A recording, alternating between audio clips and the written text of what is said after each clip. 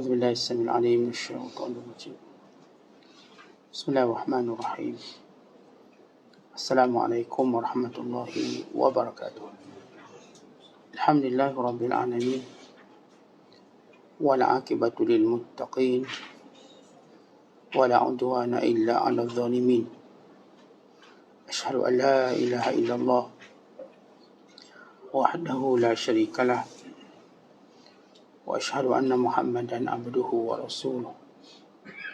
اللهم صل وسلم وبارك على سيدنا محمد وعلى آله وصحبه أجمعين وبعد.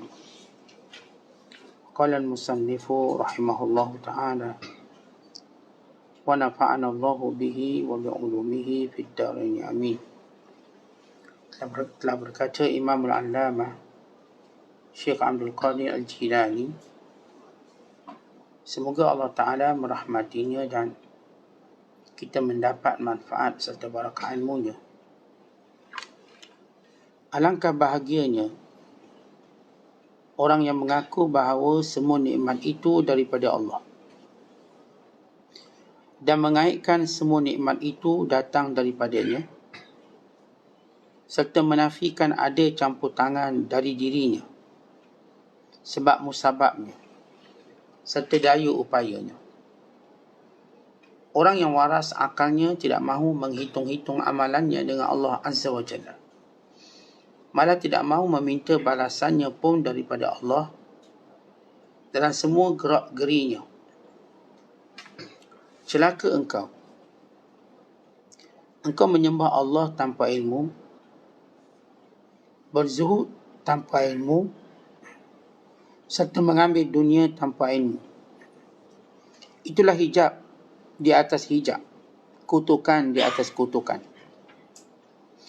Engkau tidak tahu membezakan yang baik dari yang buruk, dan tidak tahu membezakan di antara apa yang buatmu dan apa yang wajib atasmu. Engkau tidak tahu membezakan siapa temanmu daripada musuhmu. Itu semua ialah kerana jahil dengan hukum Allah Azza wa Jalla dan tidak mahu berkhidmat kepada para syekh, yakni syekh amal dan syekh ilmu yang boleh membimbingmu kepada Allah Azza wa Jalla. Mula-mula dengan kata-kata, kemudian dengan amal. Itulah yang boleh menyampaikanmu kepada Allah Azza wa Jalla. Tiada siapa pun yang sudah sampai melainkan dengan ilmu dan zuhud pada dunia serta membelakangi dunia dengan hati lahur, dengan hati luar dan dalam. Orang yang pura-pura berzuhud mengeluarkan dunia dari tangannya, tetapi orang yang benar-benar berzuhud mengeluarkan dunia dari dalam hatinya. Mereka telah berzuhud pada dunia dengan hati mereka, sehingga zuhud itu menjadi darah daging mereka yang meliputi zahir dan batin sekaligus. Telah terpadam api tabiat mereka dan telah terpatah-patah semua hawa nafsu mereka, sampai jiwa mereka pun menjadi tenteram dan lenyaplah semua kejahatannya. Muslimin dan muslimat yang dirahmati Allah sekalian, ada 3 perkara yang disentuh oleh Syekh Abdul Qadir Al-Jilani. Yang pertama tentang nikmat Allah, yang kedua tentang ilmu, dan yang ketiga tentang zuhud. Di antara tanda-tanda orang-orang yang akan berkekalan nikmat Allah padanya, akan bermanfaat nikmat Allah Ta'ala padanya, akan memberi kebaikan dunia dan akhirat nikmat Allah Ta'ala kepadanya bila mana ia mengaku semua nikmat itu datang dari Allah. Allah Ta'ala berfirman, وَمَا بِكُم مِّن نِعْمَةٍ فَمِنَ اللَّهِ. Apapun nikmat yang kamu dapat, ia datang dari Allah. Bila seseorang mengakui dan seseorang beriktikad dan meyakini bahawa semua yang dia ada hari ini, semua dia dapat hari ini ialah daripada Allah, tanpa sedikit pun campur tangan daripada ikhtiar dia, usaha dia, kebijaksanaannya, atau bertuah dia. Tidak. Maksudnya menafikan perkara-perkara itu mempengaruhi kurniaan Allah Ta'ala. Ya memang Allah Ta'ala suruh kita ikhtiar. Allah Ta'ala menyuruh kita bekerja. Allah Ta'ala menyuruh kita melakukan itu dan ini. Tetapi Allah Ta'ala mengajar kepada hakikat bahawa nikmat ini datang dari Allah. Bukan sekadar maksud kepunyaan Allah. Bukan sekadar maksud Allah yang memberikan dan menetapkan kepadamu. Bukan Allah lah yang patut disyukuri dan yang patut diterima kasih. Maka seorang hamba kerdil di hadapan nikmat Allah. Kerana itu bila Allah Ta'ala menyebut dalam Al-Quran, wa in ta'uddu ni'matallah la tuhsuha innallaha laghafurur rahim. Kalau sekiranya kamu semua menghitung nikmat Allah, kamu tak dapat hitung. Dan sesungguhnya Allah itu pengampun lagi maha penyayang. Kata Imam Ibn Kathir dan tafsirnya, yang dimaksudkan Allah pengampun dan penyayang, kamu tidak berhak, tidak mampu untuk menunaikan syukur pada Allah walaupun satu nikmat. Tidak mampu melaksanakan hak Allah walaupun sedikit. Dengan nikmat-nikmat yang Allah Ta'ala beri pada kita. Bila kita sebut nikmat Allah ni banyak pada kita, bahkan setiap nikmat itu harga yang tidak boleh dijual. Kalau sekiranya sanggup tak kita korbankan mata kita untuk dapat 100,000, 1 juta lah, senang. Tak sanggup. Sanggup tak kita diambil jari kita nak dibayar sejumlah wang? Tak sanggup. Sanggup tak kita diambil deria baru kita lalu dibayar dengan sejumlah wang? Kita tak sanggup. Kerana ia nikmat yang tak boleh dijual. Nikmat tadi luar biasa. Kerana itu kata ulama, nak tahu banyaknya nikmat Allah, pejam mata. Pejam mata kamu tahu nikmat Allah banyak. Tuan-tuan sekalian, bila kita pejam mata, apa jadi? Pejam, tak nampak apa-apa. Cuba buka balik. Ya Allah, nampak segalanya. Isteri, anak-anak, kawan. Nampak warna. Nampak segala nikmat. Setiap kali kita rasa kita ni kurang nikmat, misalnya kita rasakan, cuba pejam mata. Dan kemudian buka kembali. Lihat nikmatnya tu cukup banyak. Waktu kita pejam mata kita, tuan-tuan sekalian, tak nampak apa-apa. Gelap. Kita tak dapat menikmati apa-apa. Atau kalau suruh kita berjalan 100 meter dengan tutup mata, kita dah rasa sengsara. Tutup mata, jalan 100 meter. Kita rasa gelap semua nikmat. Tetapi waktu mana kita buka mata, banyaknya nikmat. Kerana itu orang yang sentiasa membuka matanya, dia akan dapat nikmat, melihat nikmat banyak. Apatah lagi yang membuka mata hatinya. Dan orang yang pejam mata, dia nampak nikmat tak ada. Apatah lagi yang pejam mata hatinya. Lagi tak nampak nikmat. Walau nikmat tu banyak. Kerana itu para ulama membahagikan nikmat pada 3. Yang pertama, itu nikmat yang disebut hasilatun. Nikmat yang terhasil, yang diketahui oleh kita. Nikmat yang terhasil, yang kita tahu. Apa yang kita tahu? Kita tahu ada anak, ada isteri, ini terhasil. Kita tahu kita ada pekerjaan, gaji berapa angka. Kita tahu kita ada peluang-peluang, kita ada duit simpanan dalam bank, kita ada EPF, KWSP, kita ada saham. Ini nikmat yang dipanggil hasilah, yang kita tahu dia ada. Nikmat ni menjadikan kita rasa confident, kuat, yakin, bangga.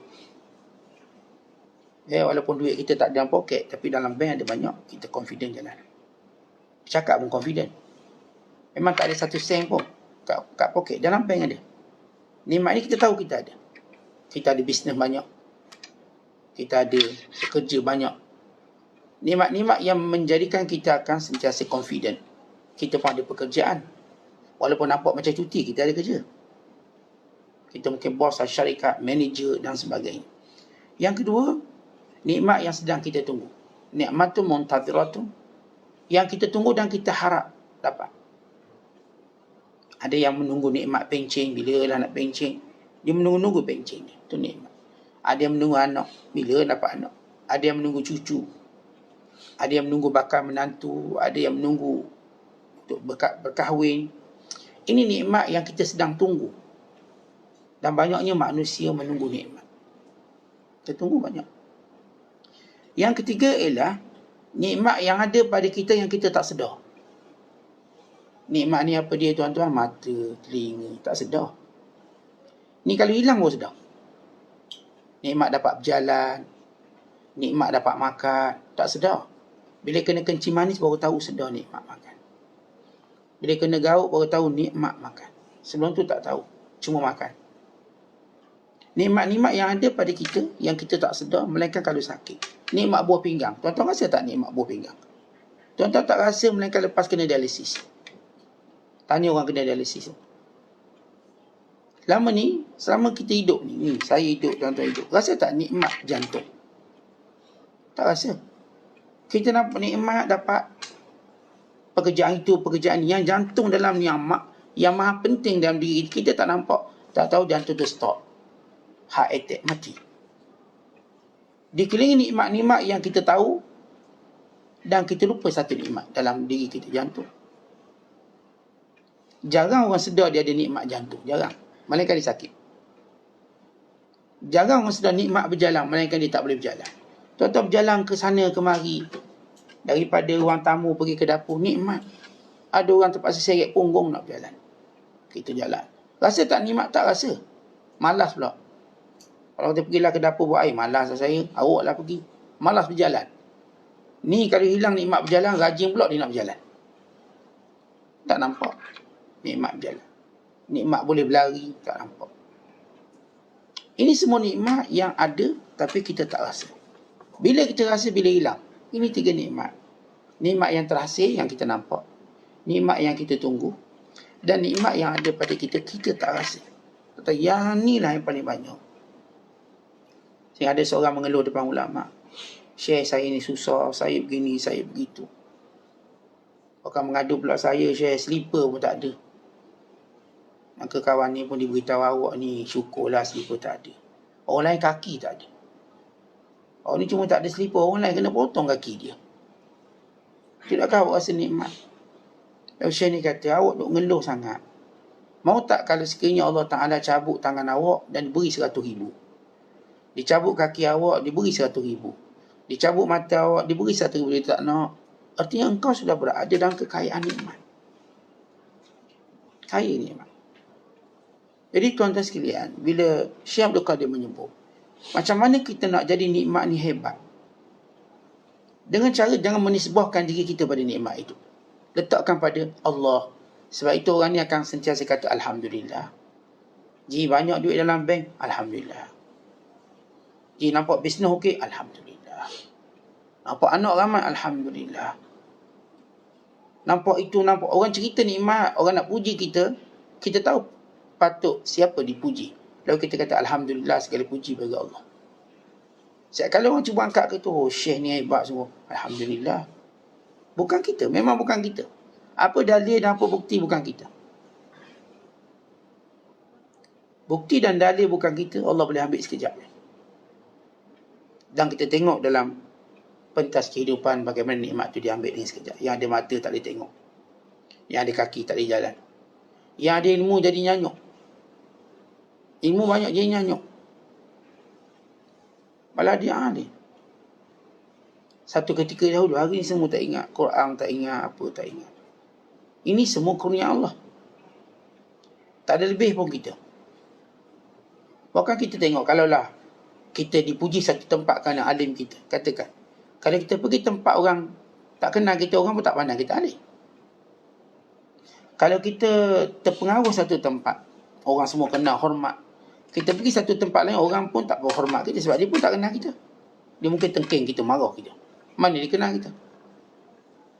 Kita hanya dihormati bagi orang yang kenal kita. Dan kalau kita tanya, tuan-tuan, berapa orang kenal kita? Berapa orang kenal kita?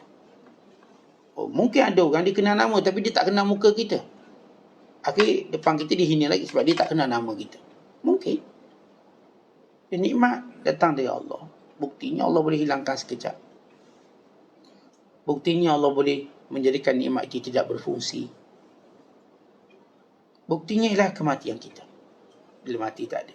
Sebab itu para ulama menetapkan lima kaedah dalam berurusan dengan nikmat Allah.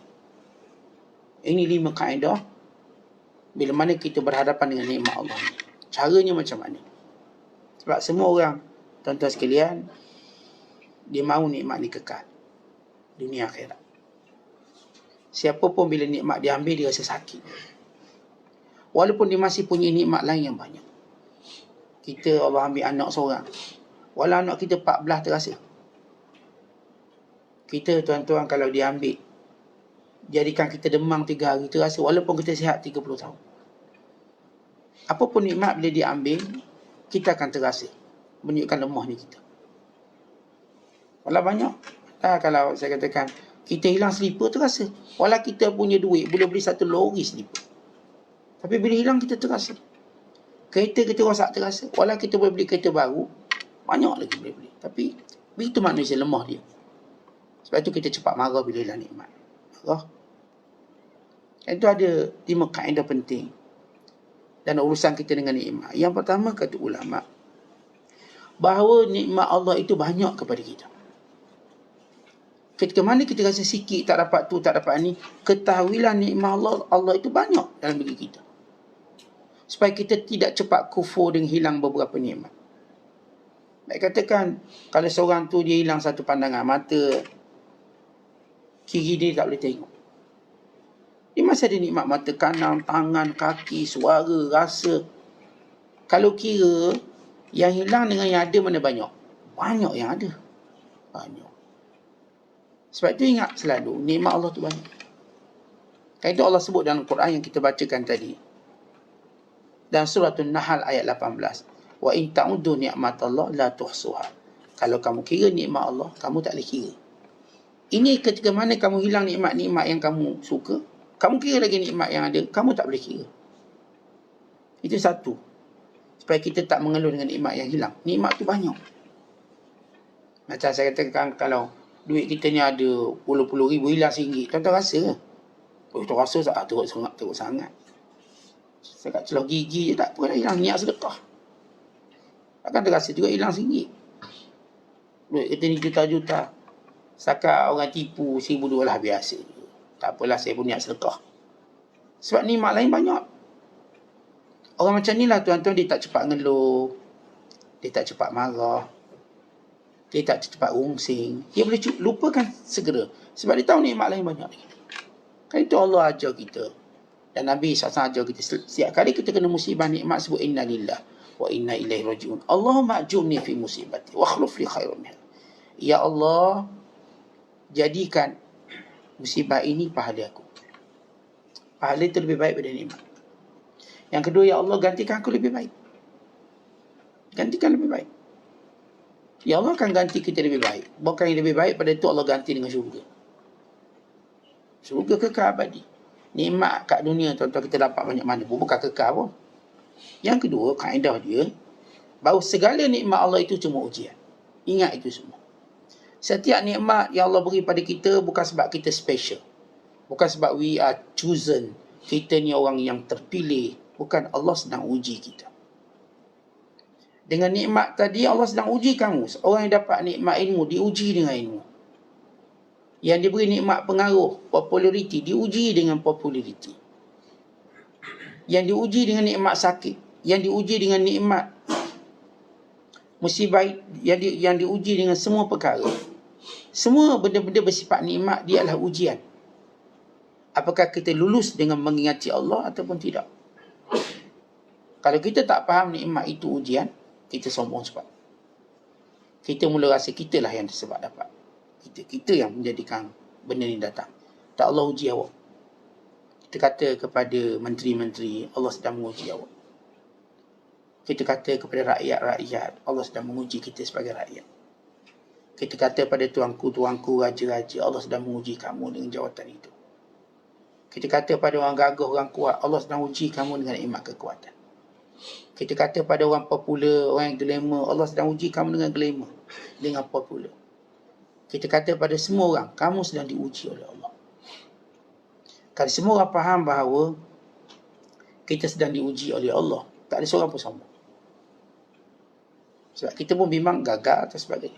Yang ketiga, kata ulama, kejayaan pada semua nikmat tadi ialah dengan bersyukur pada Allah. Tuan-tuan, bila kita masuk ujian, masuk periksa, kita mesti nak berjaya, nak cemerlang. Nikmat Allah Ta'ala ni tak susah kita nak cemerlang, syukur pada Allah. Baru datang khabar, kita sebut Alhamdulillah. Duduk depan mata, kita pun sujud syukur. Sebab itu satu-satunya, ataupun kita katakan antara sujud di luar solat. Dia ada dua sujud di luar solat. Yang pertama kita panggil sujud tilawah. Sujud bila dibaca ayat-ayat sajdah dalam Quran.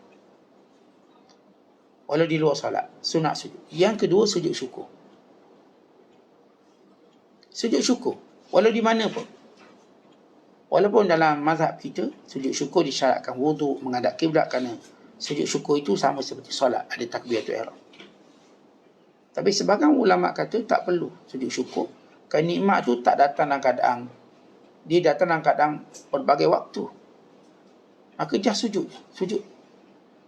Dan ini diamalkan oleh kebanyakan manusia secara umumnya. Tapi kalau kita mengaji dalam mazhab kita, memang syarat wuduk, syarat menghadap kiblat, syarat menutup aurat.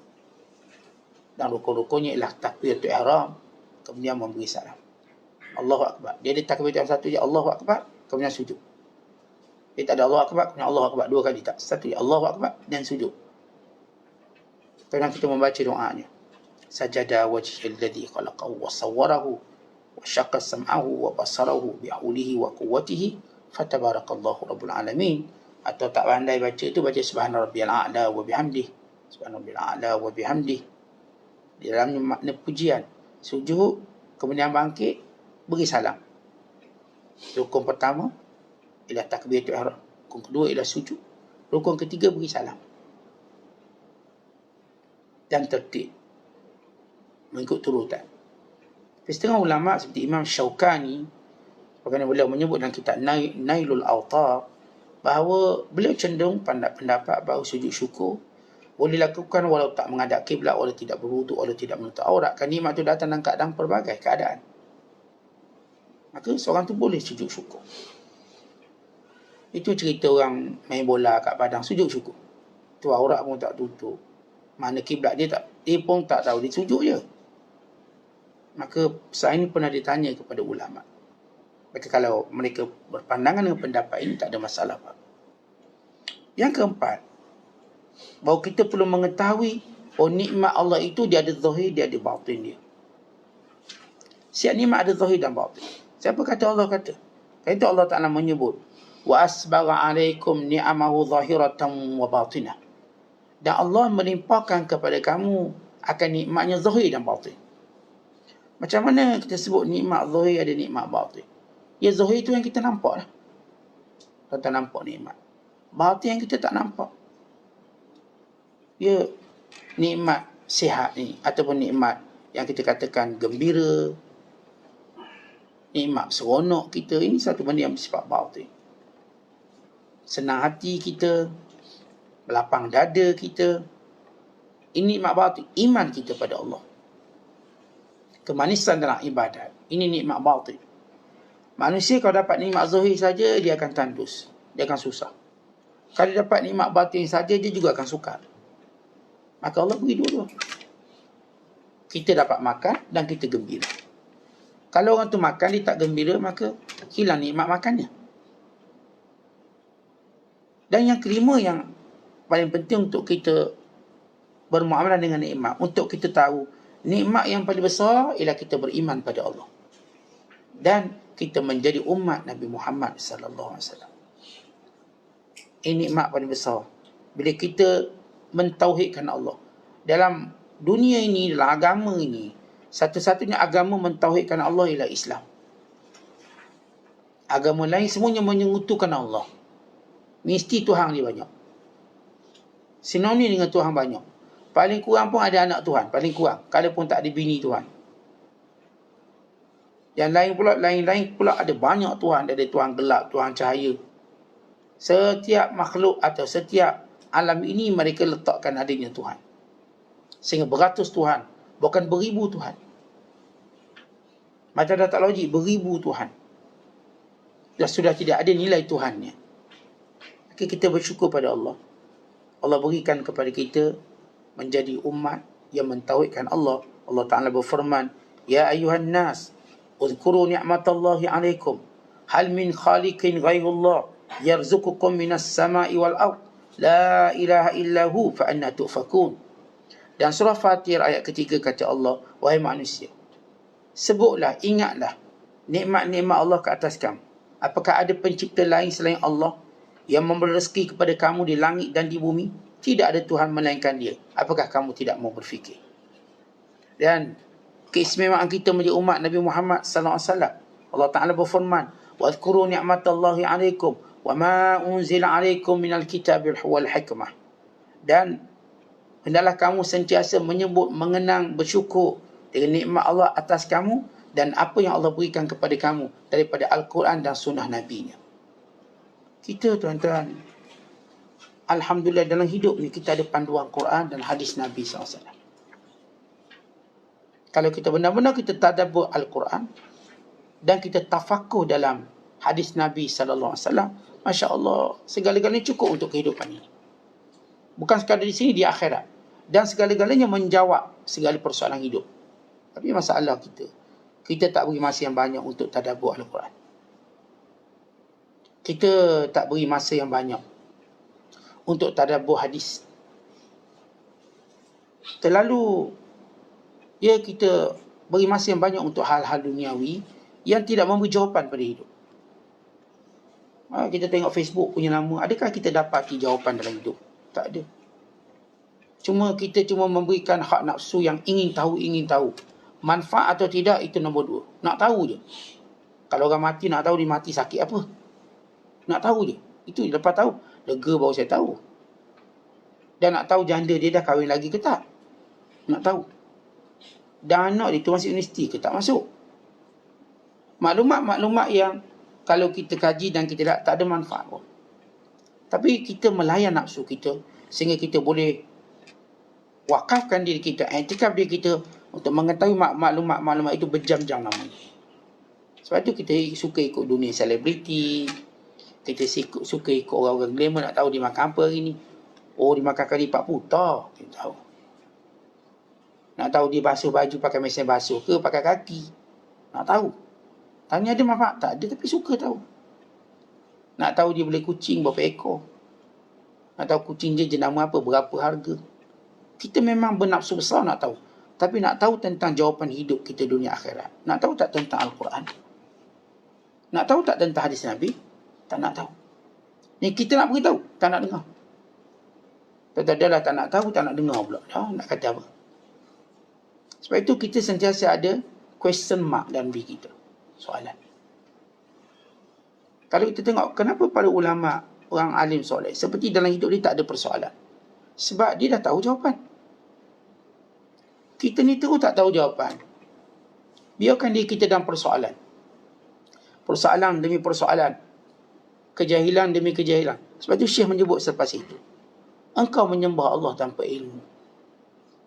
Engkau zuhud pun tanpa ilmu. Orang kalau buat sesuatu tanpa ilmu ni hijab atas hijab, laknat atas laknat, murka atas murka, kutukan atas kutukan. Sebab itu tuan-tuan sekalian, bila kita menyebut tentang ilmu yang merupakan binaan, asas kepada binaan sesuatu bangunan. Artinya, satu bangunan itu kita tak panggil dia bangunan, melainkan bila mana dia ada asas. Kalau dia tak ada asas, dia tak ada lantai, tak ada tiang, dia akan roboh. Memanglah nampak lawa bangunan tu, tapi asas tak ada, dia akan roboh.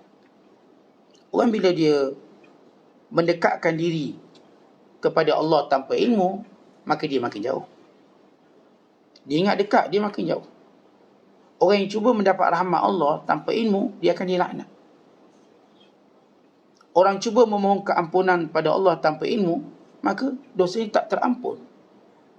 Sebab tanpa ilmu. Sebab itu kalau kita tengok kisah yang bunuh 99 orang, pertama yang dia buat bila nak taubat, dia mencari orang berilmu untuk tahu solusinya bagaimana. Maka bila yang pertama dijumpa itu ternyata bukan orang berilmu, orang ahli ibadat. Ahli ibadat kata, mana boleh taubat kamu ni, bunuh orang ramai sangat. Akhirnya dibunuh yang ke 100. Sehingga dijumpa orang alim. Maka orang alim kata, apa yang menghalang kamu daripada bertaubat? Taubat terbuka. Tetapi hendaklah kamu keluar daripada tempat jahat kamu. Sebab itu satu ketika Nabi SAW diceritakan, ya Rasulullah, ada seorang tu dia rajin ibadat, seorang lagi rajin menuntut ilmu. Lalu apa kata Rasul? Respon Nabi, ni dua-dua bagus. Yang ni rajin ibadat, ini pula rajin berilmu. Yang ni ajak keluar 3 hari untuk ibadat, yang ni ajak keluar 3 hari untuk menuntut ilmu. Tuan-tuan nak ikut mana? Dua-dua ni bagus. Bagus. Tapi kata Nabi SAW, fadlul alim alal abid ka fadli ala adnakum. Kelebihan orang alim berbanding ahli ibadat seperti kelebihan aku berbanding orang paling bawah kamu. Tuan-tuan, kalau Rasulullah kata kelebihan orang berilmu dengan kelebihan ibadat seperti kelebihanku daripada awak kau, itu pun dah jauh. Ini kan pula baginda sallallahu alaihi wasallam kata kelebihannya sama seperti kelebihan aku berbanding orang paling bawah sekali. Yang jumpa aku sekali-sekala tu, yang jadi makmum masbuk tu, saya sekali jumpa. Yang jumpa sebulan sekali baru nampak muka, ni sahabat paling rendah ni. Yang seminggu sekali baru nampak batang hidung, ni sahabat paling rendah. Banding orang alim berbanding ahli ibadat seperti banding aku dengan sahabatku yang paling rendah. Sebab sahabat paling rendah, sahabat dia yang tidak melazimi Rasulullah secara berterusan, itu istilah rendah. Yang kedua, yang baru jumpa Rasulullah. Sebab dalam definisi sahabat, man laqiya Nabi sallallahu alaihi wasallam mu'minan bihi wa mata 'ala al-Islam. Siapa pun yang jumpa Rasulullah dalam keadaan dia beriman dan dia mati dalam Islam. Kalau dia jumpa Rasulullah dalam keadaan dia kafir, dia balik rumah baru dia beriman, tak panggil sahabat. Siapa pun yang jumpa Rasulullah dia beriman, lepas Nabi mati dia pun murtad, bukan sahabat. Tapi kalau dia murtad, dia masuk Islam balik, maka nama sahabat balik. Sebab macam contoh Tulaiha Al-Asadi, dia sahabat Rasulullah, jumpa Rasulullah, bercakap dengan Rasulullah, dengar kuliah. Bila Rasulullah wafat, dia mengaku dia Nabi, murtad. Maka waktu perangi dia, maka dia menyuruh lari ke Syam. Pada zaman Umar Al-Khattab, dia keluar kembali dan bertaubat, dan dia berperang pada jalan Allah. Maka dia kekal nama sahabat. Sama juga seperti Uyainah bin Hisn. Zaman Rasulullah dia Islam, bila zaman Rasulullah, bila zaman Abu Bakar dia murtad. Akhirnya Abu Bakar tangkap dia dalam peperangan menentang ahli riddah, sehingga dia kembali mengelokkan Islam. Maka dia kekal bernama sahabat. Tapi dia ada rekod pernah murtad. Jadi bila sebut sahabat rendah ni, tuan-tuan, ialah sahabat yang satu, yang memang jumpa Rasulullah pada akhir usia Rasulullah. Yang kedua, yang tidak melazimi Rasulullah. Yang kedua, orang yang dah Islam kemudian murtad balik, and dia masuk Islam balik. Ini sahabat kecil, dia otomatik nama dia sahabat rendah, dia tak jadi sahabat utama. Pun begitu kata Rasulullah, orang alim ni lebih hebat daripada orang yang ahli ibadat, seperti kelebihan aku dengan orang paling bawah. Sebab itu para ulama bersepakat bahawa tidak ada ibadat yang paling afdal selepas fardu melainkan menuntut ilmu. Bukan kalau seorang tu tadi sibuk menuntut ilmu sampai kurang ibadat sunatnya, maka dia diberi uzur oleh Allah. Para ulama menyatakan, man syaghalahu al-fard anil nafal fahuwa ma'dzur, wa man syaghalahu an-nafal anil fard fahuwa maghrur. Siapa dia sibuk dengan kefarduannya daripada melakukan ibadat sunat, maka dia dimaafkan. Tapi siapa yang sibuk buat benda sunat dengan meninggalkan yang fardu, dia ni orang yang terpedaya. Maksudnya bagaimana? Ada dua makna. Makna pertama, kita tahu bahawa menuntut ilmu tu wajib. Talabul ilmi fariidatun. Menuntut ilmu wajib. Sama ada ilmu yang berkaitan membersihkan hati, maka wajib belajar supaya kita tahu apa yang mengotorkan hati. atau ilmu yang menjadikan ibadat kita sah, maka wajib kita belajar. Ilmu yang menjadikan sesuatu itu diterima atau ditolak dalam bab muamalah jual beli, wajib kita belajar. Wajib. Dek kerana sibuk kita belajar ni, kita pun terlepas banyaklah ibadat-ibadat sunat. Even qiyamul lail pun. Misalnya, kita dimaafkan. Tak ada masalah. Sebab belajar tu wajib. Tapi kalau kita dah sibuk benda-benda sunat, lalu tinggal belajar, kita ni tertipu. Kadang-kadang ni bagus ni qiyamul lail, bagus solat sunat, bagus puasa sunat, bagus. Bab menuntut ilmu malas. Ini panggil maghrur, tertipu. Kenapa menuntut ilmu tu wajib? Sebab itu disebut dalam hadis, yastaghfiru li talibil ain kullu syai hatta al-hitan fil bahr. Orang-orang yang menuntut ilmu, semua makhluk Allah memohon ampun untuk dia. Sehingga ikan-ikan di lautan mohon ampun. Tuan-tuan duduk belajar menuntut ilmu, ni ikan sedang bertasbih, beristighfar, ampunkan dia.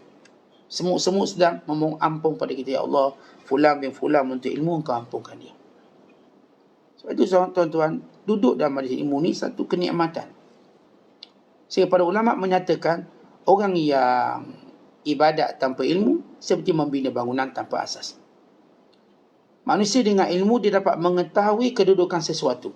Manazil asya'. Dia tahu ini afdal, ini yang paling baik, ini. Dia tahu buat comparison atau muqaranah. Tidak dia hentam semua. Akhirnya tuan-tuan, Allah bagi kita modal terhad. Modal kita apa? Modal kita ialah umur. Tetapi ilmu yang akan investkan umur menjadi lebih bernilai. Sebab tu ada orang umur 45, macam orang umur 200 tahun nilai dia. Dia pandai buat investment. Yang umur kita tua, 70, 80, tapi tak pandai investment, maka rugilah kita.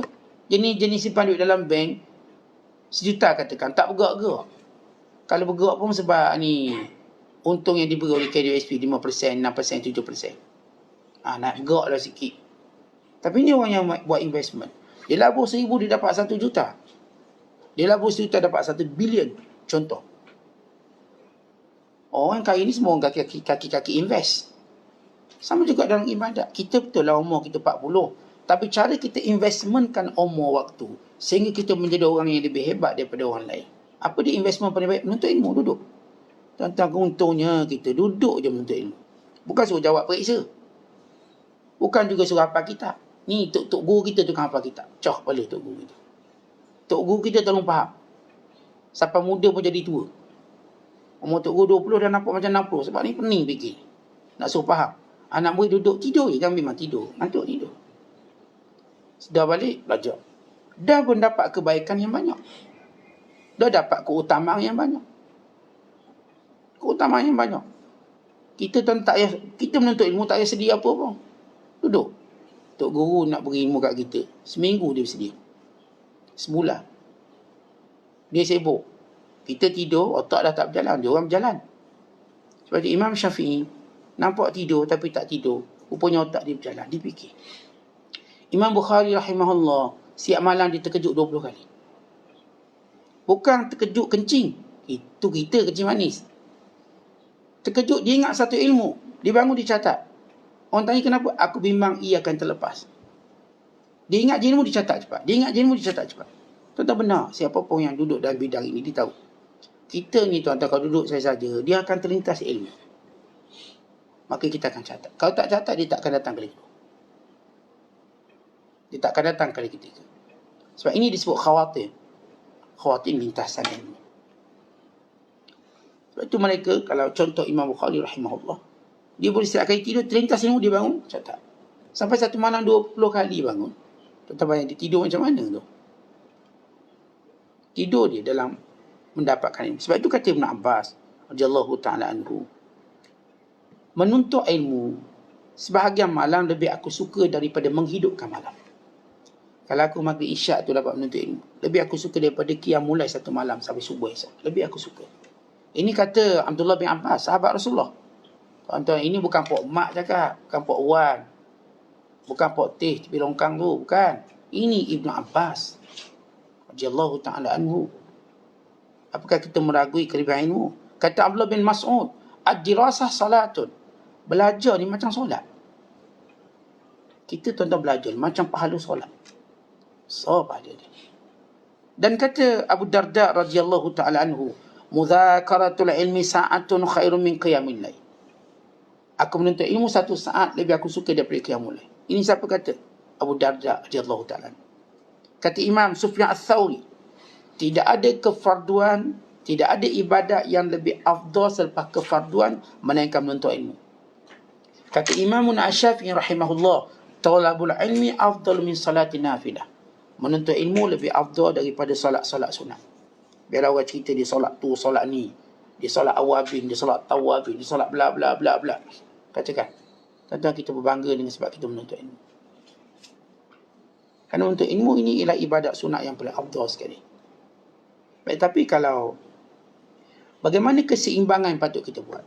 Kata seorang ulama, bila orang tanya, "Syekh, saya ni pening lah. Ibadat ni ada faedah. Menuntut ilmu juga ada faedah. Saya nak buat mana satu?" Maka lihat apa kata Syekh. Kata dia, menuntutlah ilmu, jangan sampai meninggalkan ibadat. Beribadatlah, jangan sampai tinggalkan menuntut ilmu. Ini yang kita pegang. Ini yang saya pegang. Saya akan menuntut ilmu tapi tidak akan ganggu ibadat saya. Saya jaga juga zuhur sekarang. Dan bila saya ibadat, saya akan menjaga majlis ilmu. Jangan kan nak buat benda-benda sunat, lalu kita pun tinggal menuntut ilmu. Jangan. Saya nak buat semua. Kalau sekiranya orang tu dia ni baca Al-Kahfi malam Jumaat, baca Yasin malam Jumaat, masih sama dia pun nak dengar kuliah juga malam Jumaat. Nak belaka. Dua-dua ni ada kelebihan dia. Walaupun secara muktamad menuntut ilmu jauh lebih hebat. Sebab kata ulama, menuntut ilmu manfaatnya berpanjangan, manakala ibadat cuma untuk kita seorang. Dan dia terhad. Ilmu ni dia berpanjangan. Sebab kita tuan-tuan, bila nak bercakap dengan orang, mana lebih suka? Bercakap hak ibadat kita ke atau bercakap tentang ilmu kita? Kan tuan-tuan nak jumpa orang, saya semayang semalam. Lepas tu saya puasa sunat. Lepas tu saya baca Quran. Duk cerita hak kita berlakon tentang ibadat, orang pun tak nak dengar. Tapi kalau kita cerita apa dia tahu? Oh, rupanya haram lah. Rupanya tak boleh benda ni. Rupanya sunnahnya begini. Orang pun nak dengar. Orang nak kongsi. Orang nak ambil. Orang pun akan share kita punya status. Tapi kalau tuan-tuan share, saya solat duha 8 rakaat, siapa nak share status? Mereka orang bongok sikit. Dia akan share. Saya baca Quran. Orang pun share. Saya baca Quran. Orang nak share status tu. Itu share. Itu status kita syok sendiri je lah. Saya sudah berzikir 10 kali. Contoh. Tiba-tiba ada 4,000 share. Tak mungkin. Tapi kalau tuan-tuan beri je satu nokta ilmu. Jadilah orang berguna di semua tempat. Orang share semua. Semua. Si ahli bahasa lagi. Tukar bahasa. Kita jangan memudaratkan siapa pun, apa kita sebut, jangan memudaratkan mana-mana makhluk Allah. Tulis ni status Khudai bang ayat. Kalau sekiranya menganiaya anjing juga haram, apatah lagi menganiaya manusia muslim. Oh, hebat status ni. Share. Beribu share. Tapi kalau tuan-tuan sebut saya dah habis baca surah Al-Baqarah, orang like pun saya tak sengaja je like. Tak sengaja like. Sebab ialah saya katakan, bila kita beramal just untuk kita. Ya, untuk kita. Tapi bila kita cuba menyajikan ilmu, orang nak share. Sebab itu untuk ilmu, dan ilmu itu afdal kerana ia berkembang dan faedahnya kepada semua orang. Kan tu tuan-tuan, bila hari ni sahabat-sahabat kita suka share banyak dalam Facebook. Alangkah indahnya kalau share tadi semuanya berilmu. Bukannya fitnah, bukannya gosip, tapi ilmu. Dan hari ni kita jadikan Facebook kita, IG kita ialah suatu kitab yang terbuka. Kitab yang terbuka yang dibaca. Saya kali buka Facebook, Masya Allah, ilmu. Untungnya orang ni, dan untung yang membacanya. Dan untung yang menyebarkannya. Dan kalau kita share, kita dapat pahala pula. Untung tuan-tuan sekalian. Kita dengar, hari ni kita dengar ustaz-ustaz kita kuliah, kita balik, ada benda nak cakap dengan bini kita. Tadi ustaz dia cakap, begini. Tadi ada tuan guru cakap begini. Ada benda. Kita pun excited, ataupun kita pun seronok nak bercakap. Tapi kalau saya katakan, tuan-tuan nak cerita ibadat tuan-tuan pada orang, siapa nak dengar? Kadang-kadang bini kita pun tak nak dengar. Yang semalam abang tahajud. Semalam 20 rakaat. Yelah tu, kata bini dia. Bini jawab, yelah tu je. Ni lepas ni apa nak tuha pula, tu rakaat. Riak lah tu, bini ni. Dia kata kita riak pula. Lepas ni apa nak cari fakir miskin, nak sedekah makanan. Bang dah berbulu telinga dah bang. Abang boleh tak buat baik, jangan cakap dengan saya. Last sekali. Tapi tuan-tuan, bila kita bercakap tentang ilmu, dia makin nak dengar. Sebab ilmu ni umpama kita beri satu benda yang lazat, dia makin nak tambah. Bila orang dengar satu ilmu, orang tu bertukar menjadi haus. Dia nak lagi. Ilmu menjadikan seorang itu haus. Dan bila kita sebarkan ilmu menjadikan seorang itu lapar, dia nak lagi. Nak.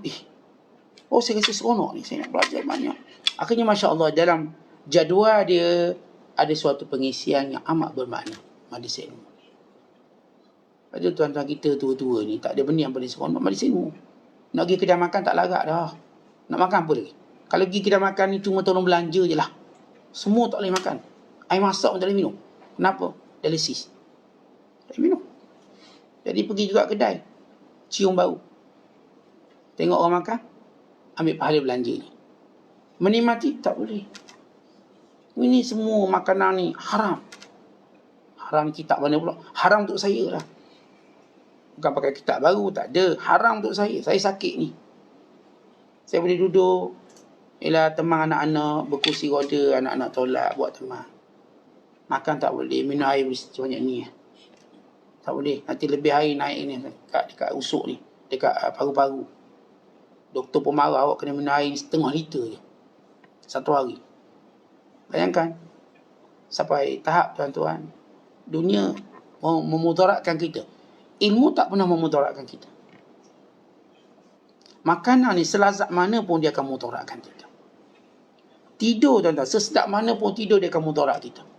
Tuan-tuan boleh tidur lama? Tidur 100 tahun nak tengok? Tak boleh Ustaz. Bahaya.